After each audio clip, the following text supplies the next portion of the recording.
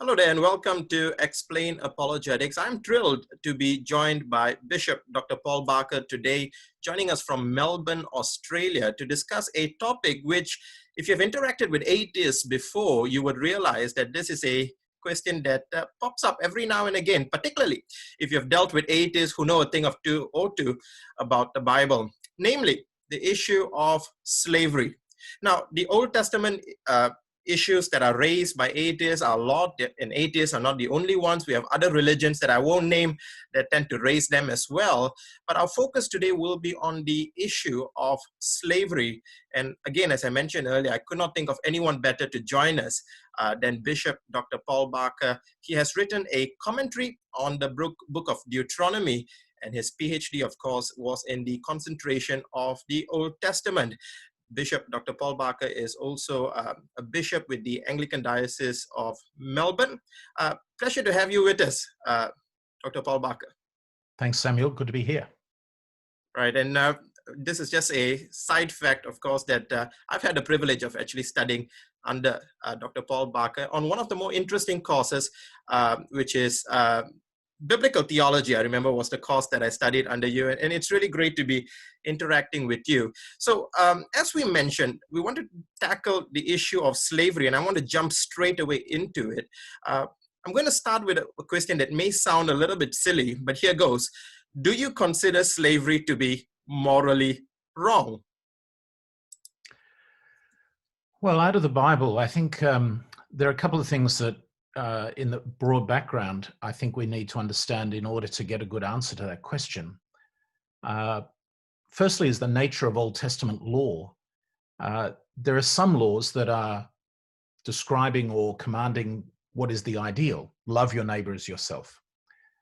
But the majority of laws are what are called casuistic laws. They're, if this is the situation, then this is what you do. And by and large, those laws are not describing necessarily the ideal, but are engaging with the fact that our world is not ideal. So, you know, if you see somebody's animal fallen or broken its leg or something, return it to its master, to its neighbor. That's a way of loving your neighbor. But of course, an animal falling and so on is not ideal. So what do you do in an ideal situation? There are laws like, so the slavery laws, as people call it, I think it's fair to say fit into that sort of context. The other area, though, that I think is critical to understand is what is the nature of slavery, as people call it, in the Old Testament. And I think our picture of slavery is often determined by 12 years as a slave, or going back a few generations, Uncle Tom's Cabin, where we have a picture of slavery that is abusive of people and chained and hardworking and lives lost and all that sort of stuff. But it's not always clear that's certainly not the slavery that is reflected in the Old Testament. So therefore, some are saying, and maybe more voices are saying, that actually a better translation of the idea of slave or slavery is something like a bond servant. At least in Australia, we don't particularly have bond servants quite so much. But I remember reading a while ago where somebody suggested, actually, ironically, I think, that the best example of a bond servant these days would be a professional sports person. So you take an English Premier League player, or even in Australian football, or I guess American football, which I know much less about. Their lives are basically provided for, controlled by the club or even the organisation. So in Australia, when a professional footballer does something wrong, the whole organisation, and that will be outside playing football, the whole organization comes down heavily on that person. So their whole life has some control over it. Ironically, of course, they get paid, often millions.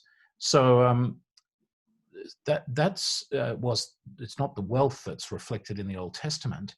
I think it's fair to say that the slavery that's described is not of that sort, not of the Uncle Tom cabin sort. It's more of a bond servant, where somebody is employed, but their whole life is in a sense provided for, and to some degree controlled by an employer. So putting those two things together, where Old Testament laws do seem to allow or constrain or contain some form of slavery, it's never the sort of Uncle Tom's Cabin view of slavery where people are abused, and so laws about slavery need to be read in the wider context of, love your neighbor, love your household, provide for your household, and those sorts of things. In Deuteronomy 15, for example, from verse 12 onwards, there's a law that seems to suggest what happens as steps of poverty increase.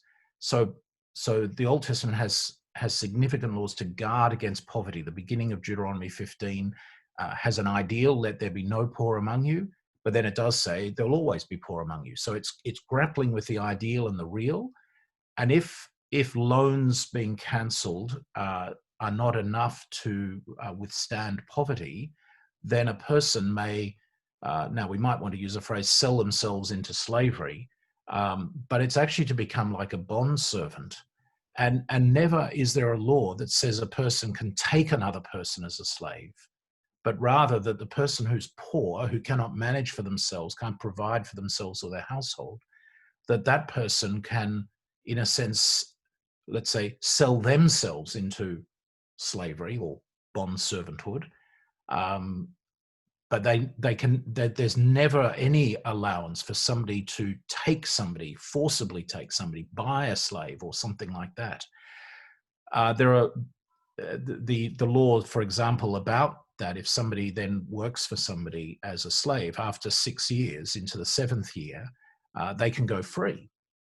But they must be provided for generously and liberally by let's call it the slave owner, but the master. But the law then says, but the person may not want to go free.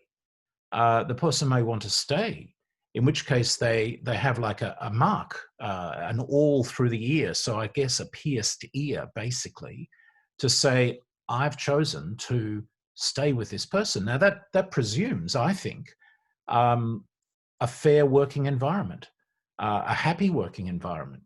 Somebody wants to stay and keep working for a good master. So never is there a sense of abuse that is allowed. And the suggestion seems to be that for many people, this is a safety net against poverty. And so going back to my earlier comment about the laws speaking into real situations, people do get poor, people suffer. So, you take an ancient Israelite farmer, and for some reason, whether it's an illness, an accident, or incompetence, they can't manage their farm, they end up in poverty. They could take out loans that could be cancelled in the 7th year. That may not be enough. And so for their own protection, in a way, this law of bond servanthood applies.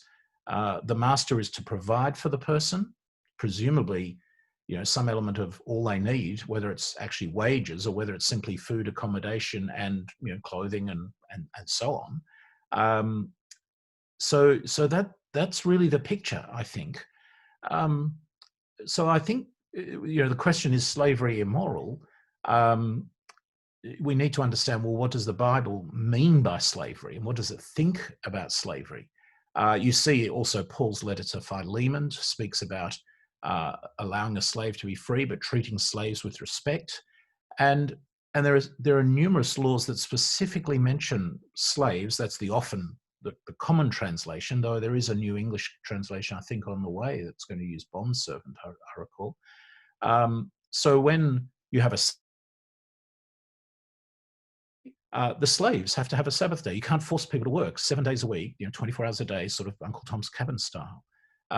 They have their Sabbath rest. When you have a festival like a Passover or festival of Weeks or Pentecost or Tabernacles, whatever, a pilgrimage festival, slaves are part of that or can be part of that. So the provision of sort of food or celebration in those festivals or in a tithing or something like that includes those people. So we've got to understand in the wider context, and that wider context includes loving your neighbor.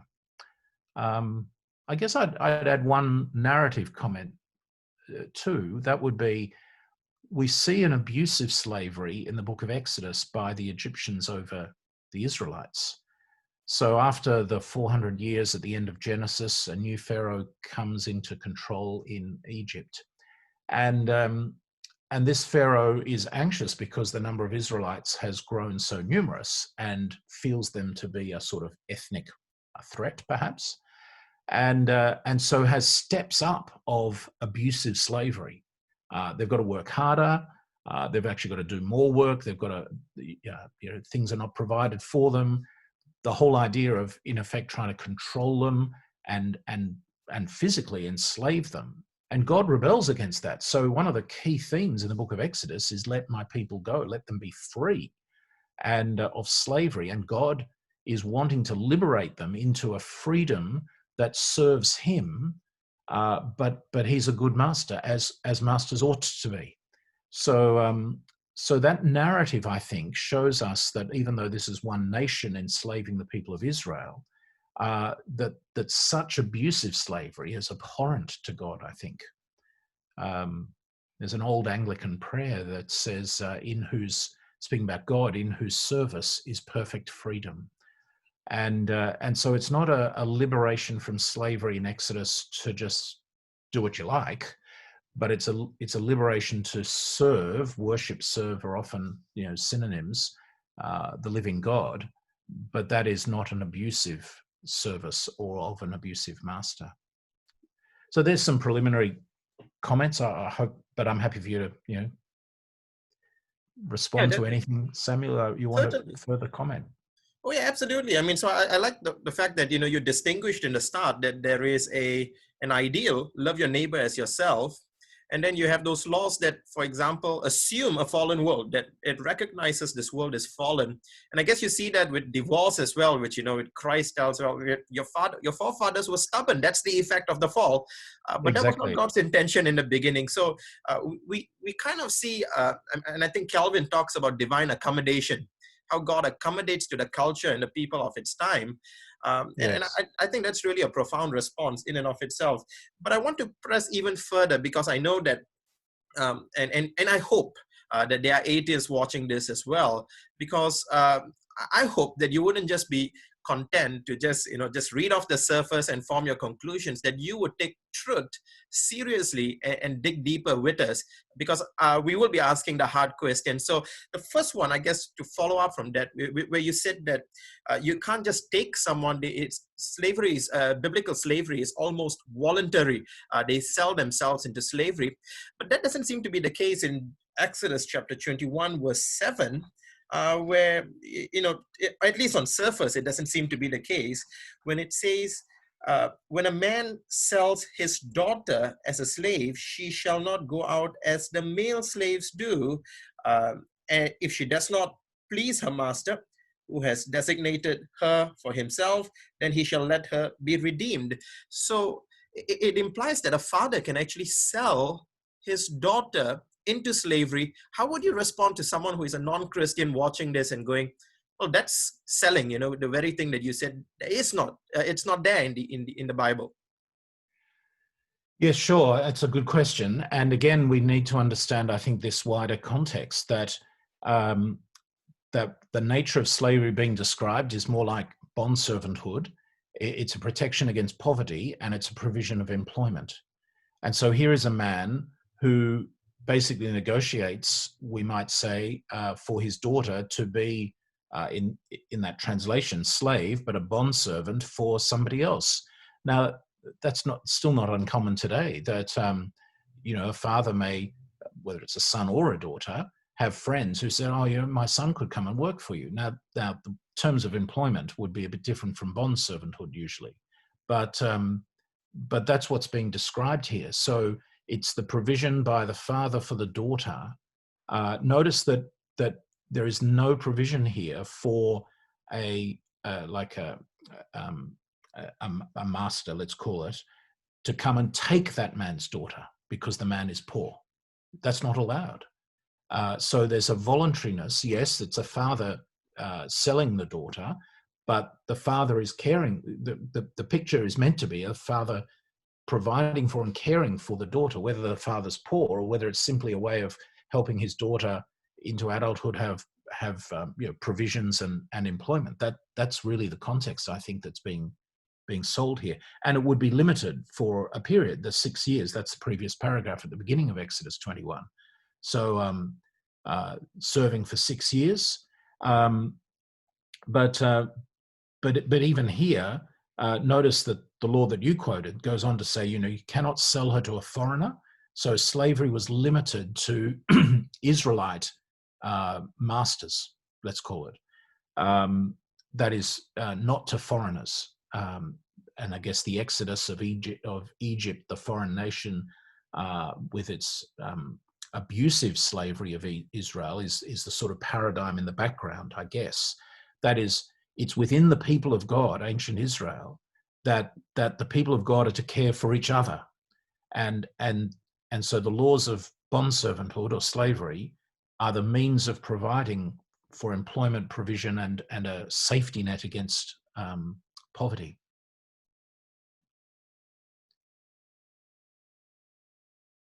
Well, absolutely, and you pointed out that the book of Exodus, verse 2. So I quoted Exodus 21:7. Verse 2 actually talks about it sets the context and says this is not a long period of time. It's only for a maximum of 6 years, and then that's in verse 2. In the 7th year, the person shall go free.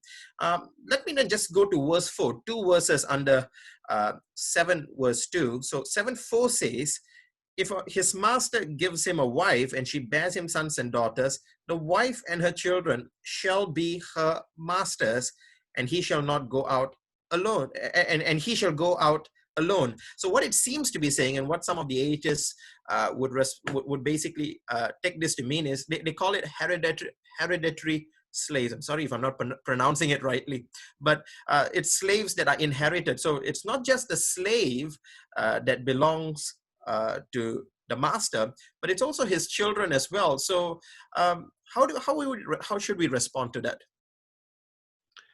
Yes, well, again, we need to understand, what does it mean in verse 4 to say if his master gives him a wife? It doesn't necessarily mean force him to have a wife against his will, but it's a provision for him to have a family. But it does imply then that if the slave says, yes, I'd like this person as my wife, then he's saying, I will stay in your service beyond the 6 years. So it does look strange, I agree, to suggest that he might walk away from this wife at the end of 6 years. The fact that the wife and children would stay with the master at least provides for them. But the man has got the right of choice to say, yes, I would take the wife, and yes, in effect, I'll stay with the wife at the end of the 6th year, when he could go free and go off to do whatever he likes. And I think the picture was he's got this freedom to go, which looks a bit strange, but actually it's again a provision of family, and it's not sort of necessarily forcing a woman into a relationship with a man that presumably she wouldn't want. I mean, whilst it's a patriarchal system in background, many of these laws presuppose that there is good intention going on behind the law. So here is a master providing for his slave for a wife, which he could say no to, or she presumably could say no to. Right. And so what I find really amazing is, especially when we discuss to non-Christians, is that when we talk about biblical slavery, it's interesting that I guess you can't blame them, because I mean, when you look at the slavery, the first thing that, as you said, Uncle Tom's Cabin comes to mind. People have a very negative stereotype of slavery, but when we talk about biblical slavery, it's, I mean, one of the things that I've tongue-in-cheek said is that biblical slavery is very much like going to a restaurant to eat, unable to pay, and going behind to do the dishes until the debt is paid. That's basically it. It's unjust. Our culture, I guess, is so used to the idea that you can just declare bankruptcy and you don't have to pay the other person, whereas biblical slavery is very concerned about you have to pay, justice must be done. So that's great. We've covered the fathers selling daughters. Sorry?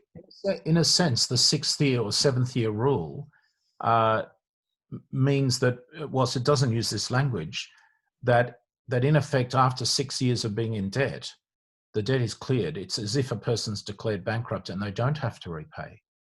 So that's not a slavery issue so much as a debt issue, but the beginning of Deuteronomy 15 and other passages makes that clear. So, for example, if I'm poor because my farm is not working properly and I need to buy a new plow or a donkey or something, I might come to you, Samuel, to borrow money. And you might say, oh, well, 2021 is the year of cancelling debts and it's only got 8 months to go or 7 months to go. I'm not going to lend you money. But actually the law says, no, you must lend what you can to the poor. So you lend me money. At the end of this year, let's say, I'm unable to repay you the loan. The loan is cancelled. It's as if I'm declared bankrupt. The Bible doesn't use that term, but the debt's gone and then I'm free. So it's a protection against poverty.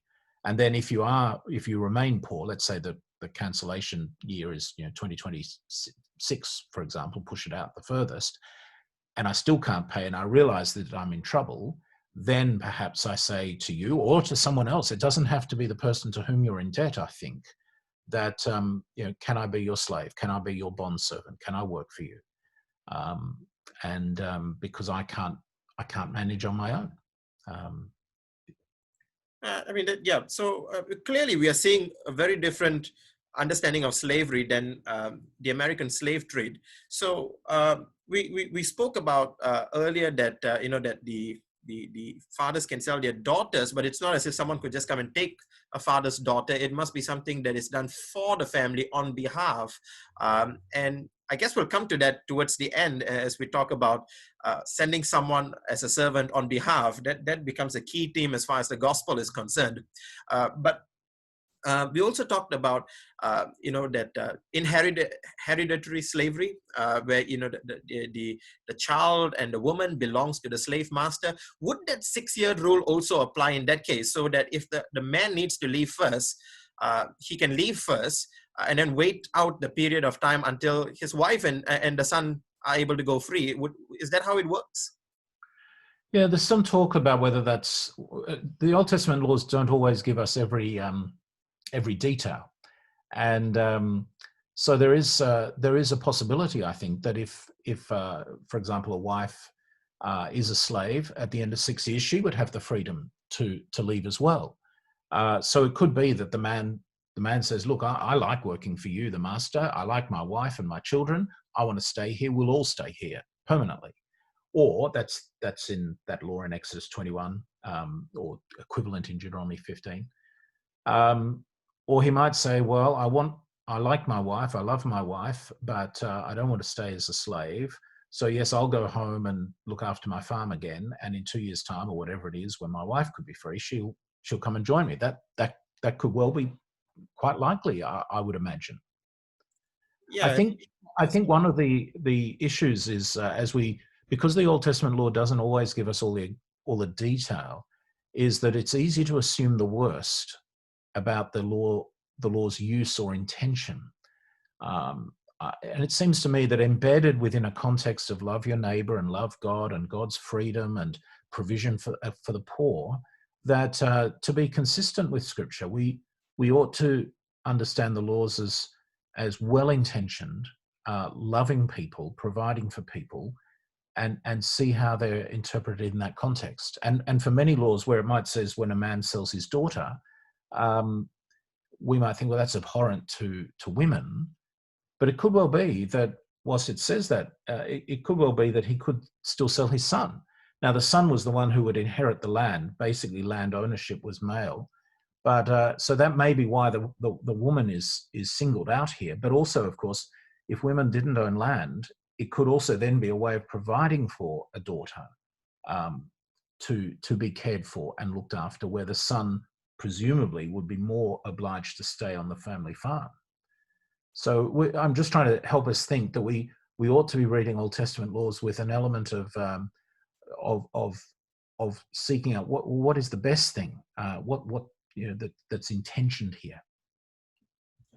Right, and I think that's a fair point, that when people tend to, they try to use this as ammunition against Christianity or against the Bible, there is a tendency definitely to seek out the worst and to assume the worst. And clearly, as you say, if you don't see it that way, if you actually see that, for example, the way the Old Testament, particularly the law of Moses, repeats over and over again, remember you were once slaves yourselves, the emphasis on remembering how you were mistreated, then I guess you get a slightly different perspective of the biblical slavery.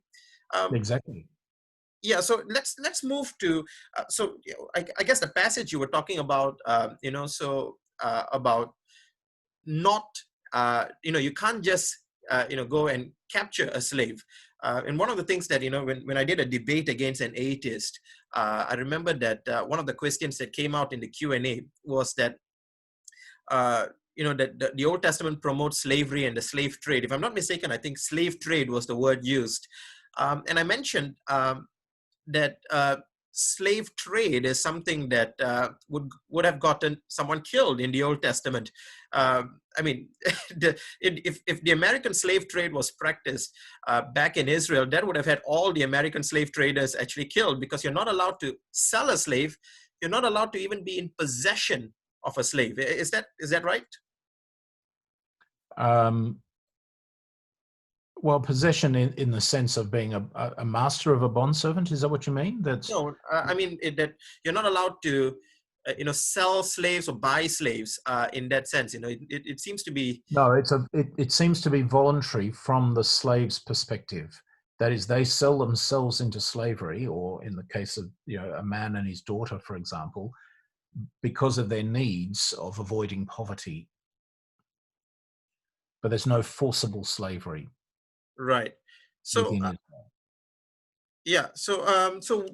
Deuteronomy 24:7 is the other passage that we wanted to look at, where it says, if a man is found stealing one of his brothers of the people of Israel, and if he treats him as a slave or sells him, then that thief shall die. So you shall purge the evil from your midst. So if someone is caught kidnapping someone to sell as a slave, that's considered to be a thief. That's the exact term it used. And this person basically will get the death penalty. That would basically have had all the slave traders in the American slave trade all killed under the Mosaic Law. Yes, yes. So that's right. And in the Ten Commandments, you shall not steal. A number of folk would say that would include kidnapping, stealing a person, not just property. But that's right. This law makes it clear that you cannot kidnap someone or enslave them or sell them on. That is for your own personal benefit. That is, the bond servanthood of the Old Testament Israelites was for the provision of guarding against the poor, was an act of some generosity, actually, and often, and so nobody could abuse it. So that law shows that that's prohibited. Yeah.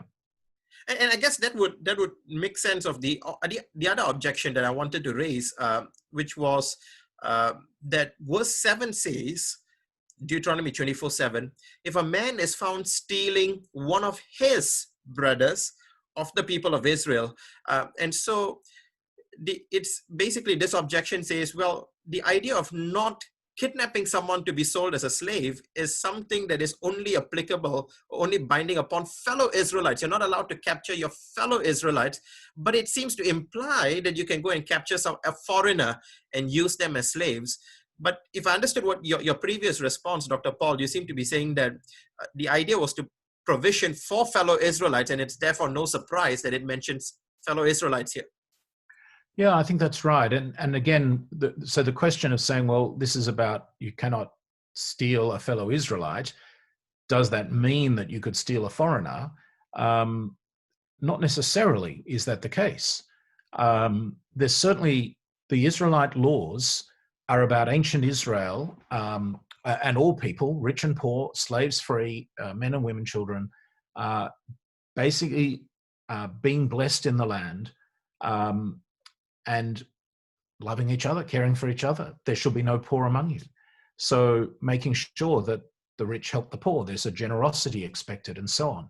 So this law is part of that. The whole of the Old Testament law, in a way, is about how ancient Israel should operate as an Israelite society. And it's just silent on the issue of foreigner. So because there is a high expectation of Israelites caring for Israelites. So it doesn't mean that Israelites could take a foreigner. There's a case in war where you might take, say the women of men who are killed in war or something like that. But there's no sort of, go out and take slaves from other nations. It might have happened in the narrative, and we have to be careful when we read the Old Testament that when we read a narrative, it doesn't always mean that everything that happened was a good thing. Often the narrative is actually silent on whether something is good or bad. Sometimes it makes a comment, but we interpret it in the light of the laws, which tell us what people should do.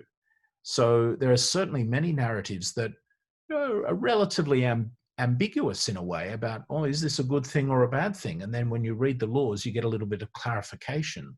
So just because something happens in a law doesn't always mean it's a good thing. In the narrative, it doesn't always mean it's a good thing. Yeah, I mean, just because the scripture is silent doesn't mean it's condoning it, I guess is... That's true. It doesn't deal with every circumstance. It's interesting, the Old Testament law, which of course even many Christians don't like to read because they think it's a bit boring and tedious, but it's so brief compared to the laws of any country these days, which go for thousands and thousands of pages.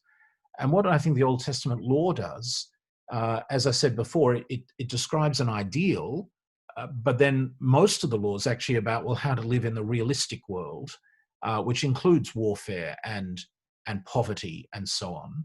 So the ideal would be there are no poor among you, therefore there are no bondservants and everybody is well provided for, but that's not the realistic.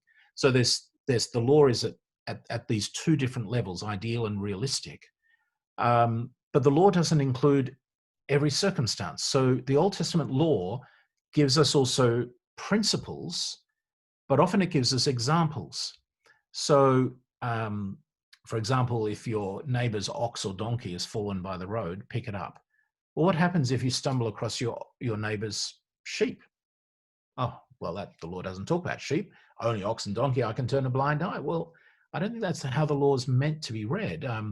In Exodus, there's a law that says, you shall not hit your neighbor with a fist or a stone.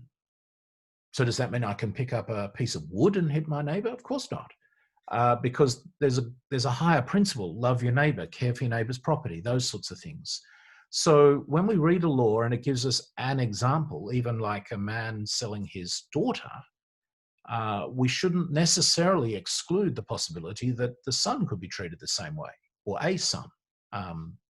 So we have to be a bit careful on that and recognize that many Old Testament laws are actually examples of general principles that we find in the law itself. Absolutely. So when we talk, for example, about how the Old Testament is silent on a lot of issues, but it doesn't mean it's condoning polygamy, I guess, was another issue that, just to give another example, the Old Testament doesn't explicitly forbid polygamy, and actually neither does the New Testament, but it implies in many ways that it's not helpful. But I guess the point we're trying to make here... But to interact with polygamy, the ancient world was quite polygamous, as indeed was the Greco-Roman world of the New Testament times, as indeed is part of cultures today. Islam can take 4 wives, or man can take 4 wives, for example. But a founding principle of Genesis 2 is that a man shall take a woman and be one flesh.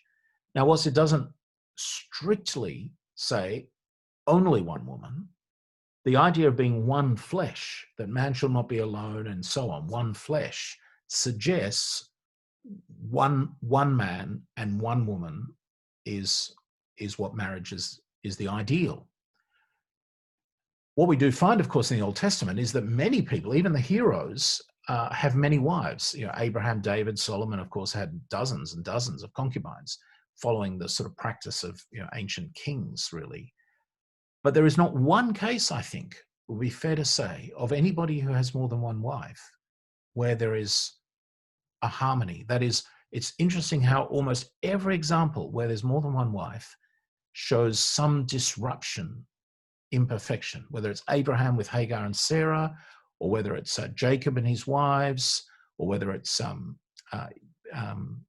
Hannah is good, but there's another wife because Hannah couldn't have children, whether it's David or it's Solomon or whoever it is. So the narrative keeps showing polygamy, doesn't say this is good, and in fact, every case suggests something that's not quite right.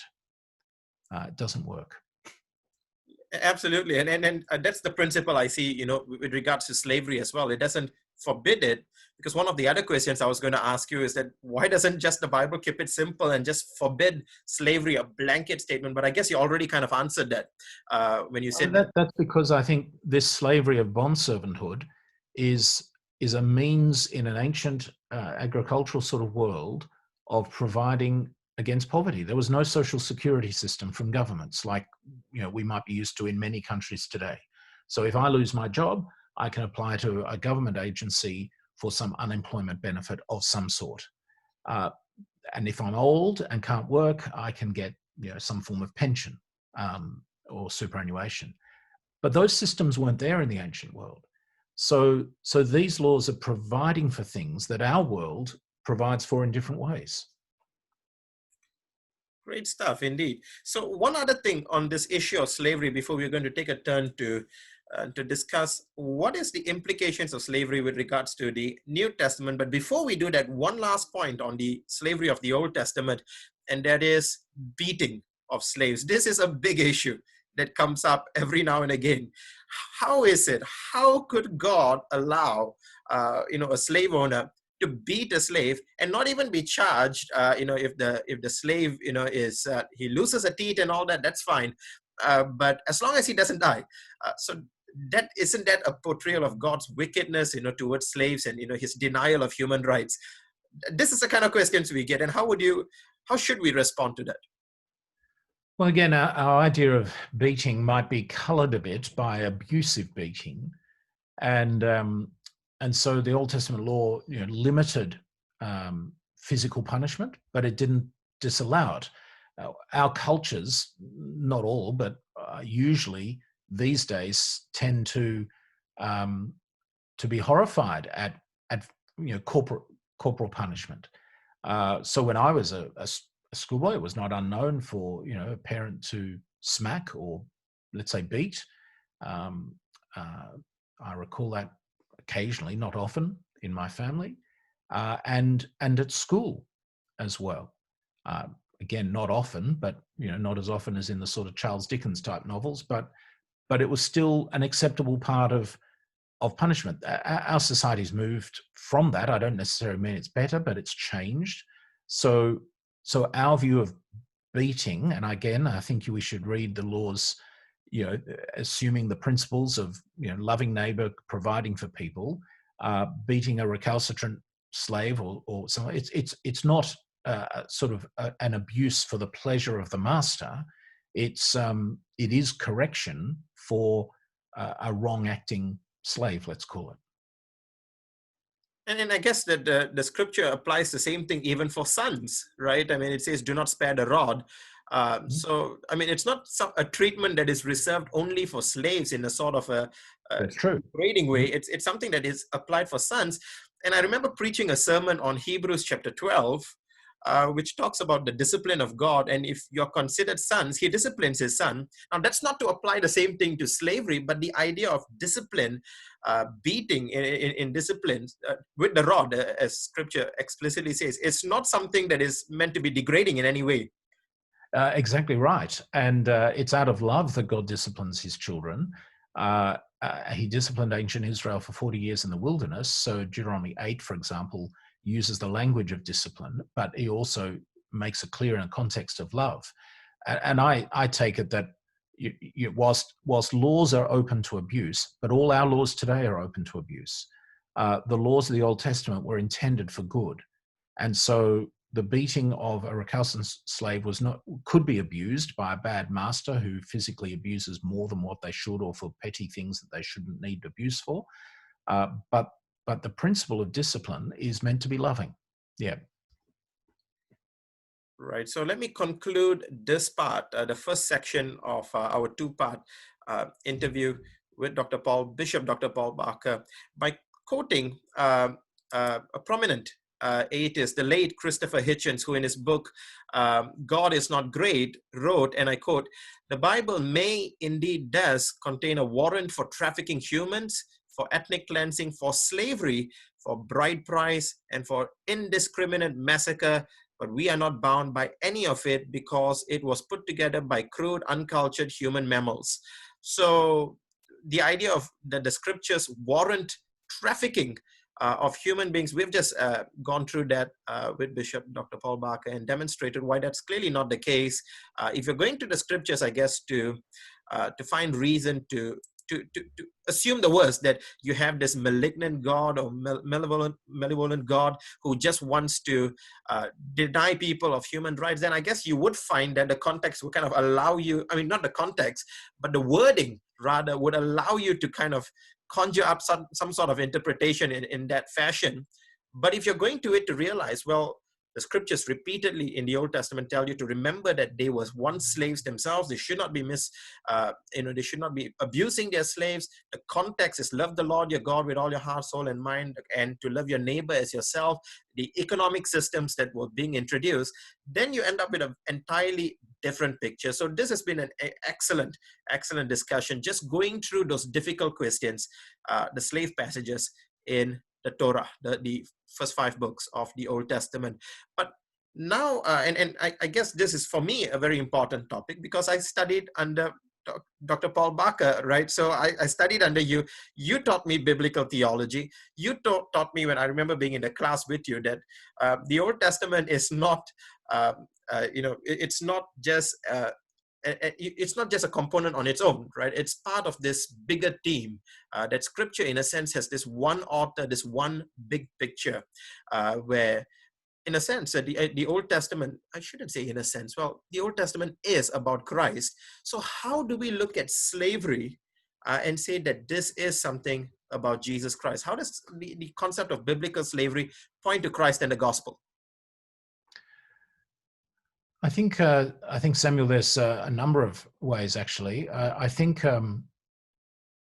firstly, I think the idea of being enslaved is taken in the New Testament, in particular, the slavery, the enslavement we have to sin, basically. So the Exodus as a liberation from slavery to a despotic power of Pharaoh is the sort of model redemption event of the Old Testament, salvation event. But Jesus liberating people through his death from slavery to sin is seen as a new Exodus. There's lots of Exodus language used at different places about Jesus, the salvation we have in Jesus, redemption, ransom language, Paschal, Passover language and timing, and so on. So we are set free from not a slavery to a despotic power, but slavery to sin.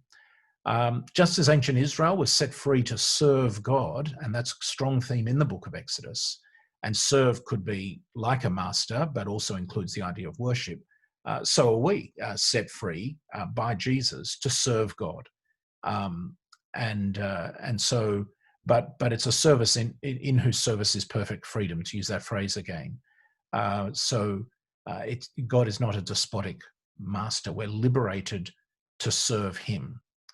And and so the idea of service, or even work, really, is there from the very beginning. God works to create, and humanity is made in order to work in Genesis 2 before the sin of the fall. And so we are liberated from the sin, not to be idle and to sort of strum our harps in heaven, but rather to serve God and work for God. So I think one theme would be this sort of redemption theme from slavery. The 7-year rule, for example, of cancelling debts and coming out of slavery in the Old Testament, which was there to limit slavery or bond servanthood, and another law that goes alongside that, the Jubilee law, which is a 50-year sort of added bonus one in a way. The idea of liberation, of cancelling debts, of Jubilee finds fulfillment in Jesus. He preached in effect on that theme, I guess, in the Nazareth synagogue. So that's another sort of strand that helps us understand Jesus as well, I suppose. So that they would be the two things that, to start off an answer to that, I'd be thinking along those terms. And I guess more generally, the Old Testament law describing the ideal is pointing us in the end to Christ, who is the only ideal law keeper, and therefore to his example of being a perfect person, a sinless person. That's the law in general, of which these laws that we've talked about today are a subsection, I suppose. The law also deals with a realistic situation, as do the laws of the New Testament as well.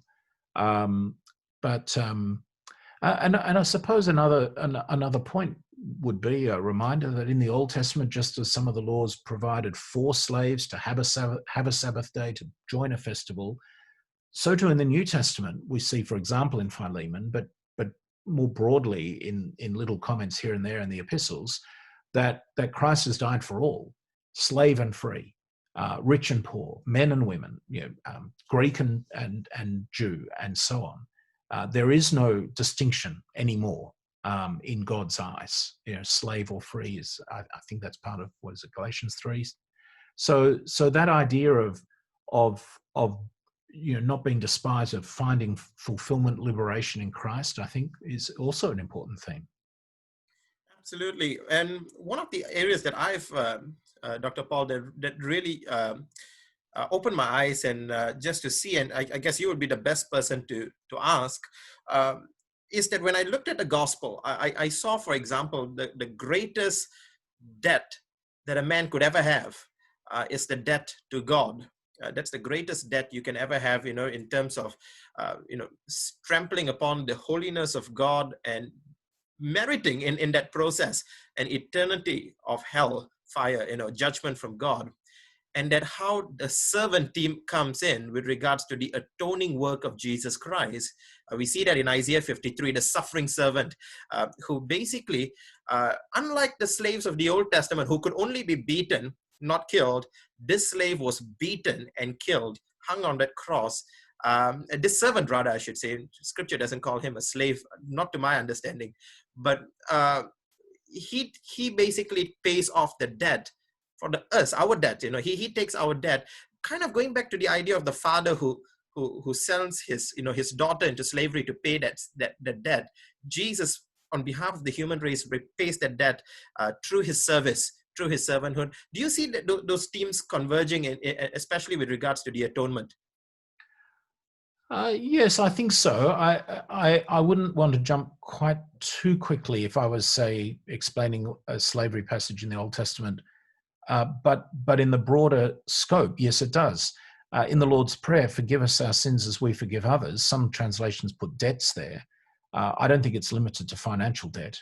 But it's certainly true that Jesus' death for us takes away all our indebtedness.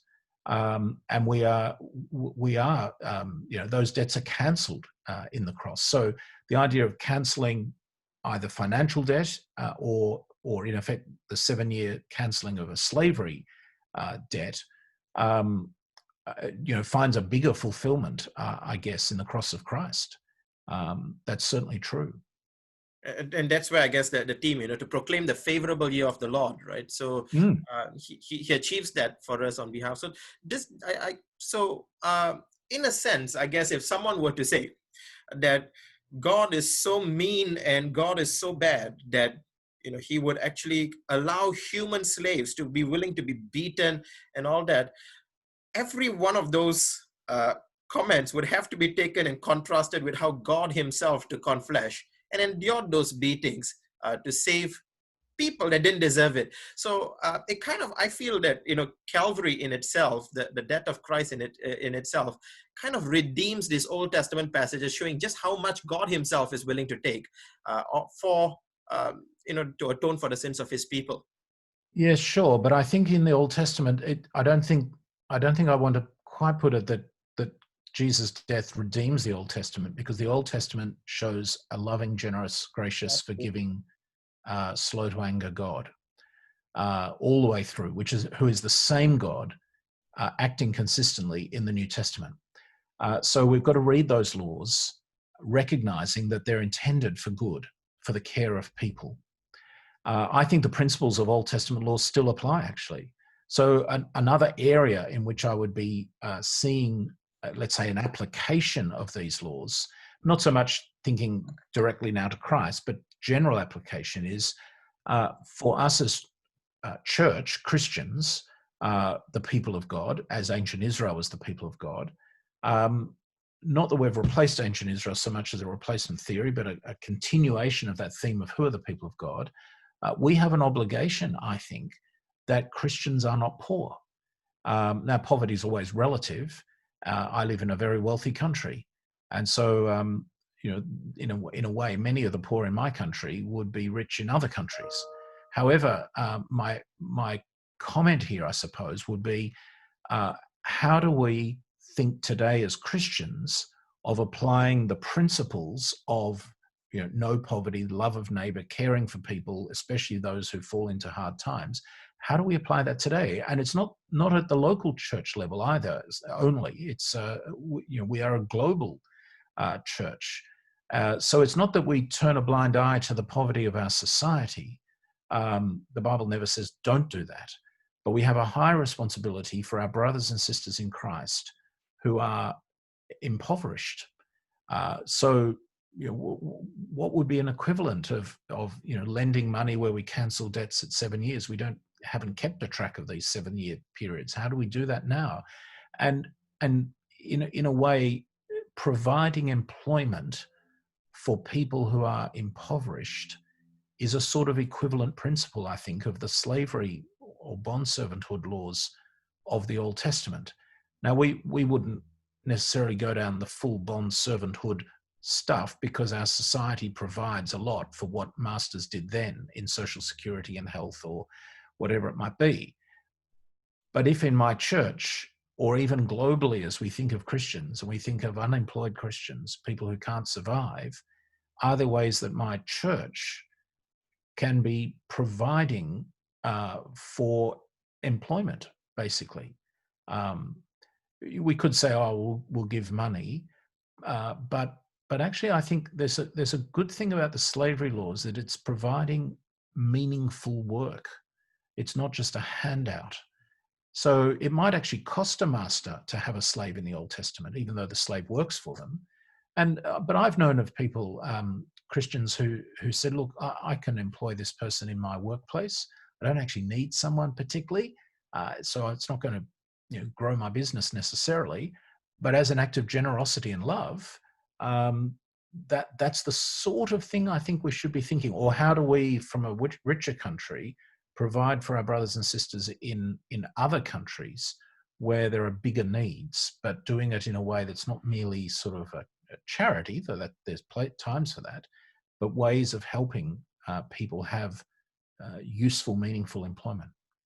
But that's a really rich application to that as well. So I guess that leads me to the closing. At least we have 2 more questions. This is the second last question, and that is, if someone were to take home something from all that we've discussed today and all that you've discussed today and shared, what would be those points that you would want them to take home? In summary, I suppose I'd be saying read the Old Testament laws with the intention they're meant. That is, describing an ideal that is good, loving, and perfect, but recognizing a realism, but they're coming from a God who wants laws for good. But it doesn't cover every circumstance. So reading them in the right way is a general orientation to the law. That would be the key thing to my mind. And therefore, you begin to see that these laws, which might look strange to us because we use the word slave, but for us the connotation of slave is a bit sort of Uncle Tom Cabernish. We realize that these are actually laws for good benefit. That would be the key thing. Indeed. And one final thought before we wrap up this session, and that is, for those of you watching at home, of course, Dr. Paul Barker has written a book, a commentary called Deuteronomy, the God who keeps his promises. That commentary has received fantastic reviews, particularly among people who want a more gospel-centered approach towards the Old Testament, the book of Deuteronomy. And I've read reviews from the Gospel Coalition website as well on that commentary. Could you just share with us a little bit about what you try to achieve through that commentary, so that if anyone's listening would be interested to read that, will know what to expect?